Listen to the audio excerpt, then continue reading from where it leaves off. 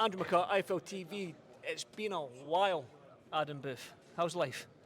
Good. You look well. You look jacked. You look like you're training. Well, I'm training hard, by the way. And I'm just back from Italy as well, so I've got a slight tan.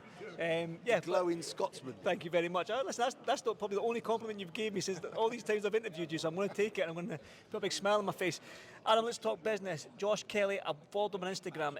Every time I see him on Instagram, it's a training video, it's a training bit, wherever he is. For me, I'm looking at it thinking to myself, it's like a now or never type attitude he's got with this career right now. It's like he's gunning for that world title. You said up there that, and he said up there, this is the fight before that world title fight. So am I right in saying that this is like a now or never phase in his career for Josh Kelly?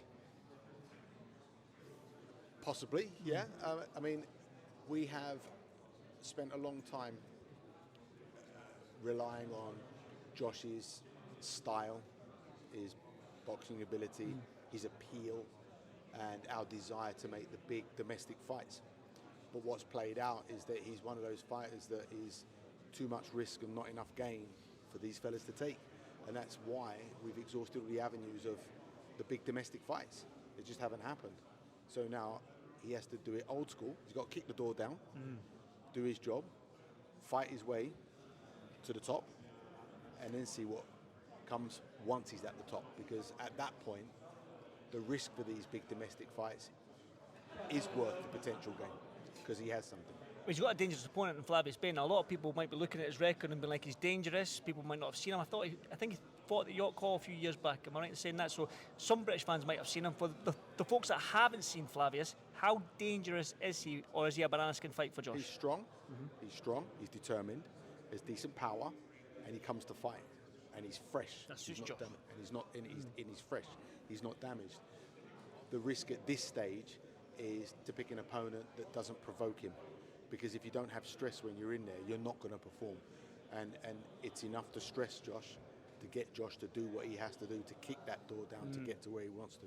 So I'm looking forward to it, because, you know, when I stepped up onto the stage just to say hello to him, I sensed the determination in him, and that made me happy. And I must have smiled as I shook his hand and I saw how determined he was, because he then looked at me as if to say, what are you smiling at? And that made me smile even more because of how he reacted to me. So I'm looking forward to it. Like, Josh is going to land, he's going to try, and it's going to be fun. Does he have to make a statement, Josh? You talk about kicking that door down. Is kicking that door down, making a statement, stellar performance, possibly maybe a knockout, and then does his piece on the camera, and then the world title fight next? Kick the door down with your fists. He's been world ranked. That makes sense. Yeah, he's been world ranked for far too long not to have a world title challenge. And I never like talking about what's next, but everyone knows when you play in the World Cup semi-final, you know what's next. And it's the World Cup semi-finals that always sometimes are those banana skins and those tense occasions. And so that's why Josh has had the bit between his teeth. And the way he's been sparring in the last month or so, he's been sparring in a way that he hasn't done for a long, long time. And I'm excited to see how that plays out on Friday night. Sorry. I said to Josh as well, I said, listen, to make an assault at that world title, it's a tasty division to be in. And I rattled off a couple of names at the top of my head. I rattled off Terence Crawford, who is a world champion at that division, Murtalayev, I believe he is, Xander Zayas, Virgil Ortiz. That's just four guys that are at the top of the game, dangerous opponents, exciting opponents for Josh. So it's going to be a tough task to try and rip one of them world titles off one of them opponents, because I think it's Murtalayev, he's IBF, right? And Josh Murtalayev, that's it. IBF, yeah. And then he's got a good ranking in the WBO, who's going to be Xander Zayas, who's fighting Perez. Again, Xander Zayas, a quality operator as well. So for Josh to get that world title, it's no easy task, is it? And we love it. Yes. I made the call before they made the Zayas-Perez fight. I spoke to messaged Top Rank, and I said, can we do Zayas versus Josh Kelly? And they said, no, we now have to do Perez first. Okay, Perez earned his right. He had two good wins last year. And then does that mean... Okay, fine, we'll put that to one side. Have had initial contact from Murtalayev people, Kathy Duva, last week. But that's got to have a pin in it now, because that was too late to have that conversation, and we'll deal with Friday first. You talked about the domestic fights. Now, you probably watched Conor Benn versus Chris Eubank, and people talk about the Joshua Fury fight. We in the UK love these British clashes, these all British, these domestic clashes, whether it be for a world title or not. British title fights sometimes are fight of the years because it means that much when you get two British guys going at it. Now, I mentioned the CONOR BENN fight to him, and I will probably get your opinion on it, but my question was to Josh, if you had the opportunity to fight somebody like CONOR BENN in an all-domestic clash, Wembley Stadium, or a world title fight, where are you going? What do you think Josh said? Oh, you're a bitch. Thank you. You're a bitch asking a question like that, because a world title fight satisfies the ego and the desire, but it doesn't make the money that a big domestic clash with CONOR BENN. And they've been talking about the CONOR BENN fight. Eddie mentioned the CONOR BENN fight to me years ago, repeatedly, but it never happened. I think he'd like to beat CONOR BENN. He said world title. He did. Fair play to him. Because he said, I'm done chasing the money. And he said, I want that world title for my legacy. Right. He's been chasing. To be fair, I thought he was going to say CONOR BENN So as well. So did I. But that actually echoes what I've been seeing in the gym, because the frustration of not having these big domestic fights. And Liam Smith took the fight, but unfortunately got ill just before the fight in September, and that was the only one that there was. And Liam subsequently lost. So it's almost like all these big domestic fights are just evaporating. Like I said, risk over gain. You flip it the other way. Why would CONOR BENN risk it against someone like Josh Kelly, who could box his head off or knock him out? Why is he going to risk it? Because what's Josh bringing to the table? Conor's already now a big commercial name, making big money, and he doesn't have to have dangerous fights to make money. And that's that thing where it's like, okay, well, the domestic fights, you're too much of a risk and not enough gain. You have to kick the door down, put a world title strap around your waist, and then you have something to bring to the table. You're a quality boxing man. I know you are, because Alex Arthur speaks highly of you, and when Alex and because you're currently interviewing, and I'm currently interviewing, so I'll speak nasty behind your back.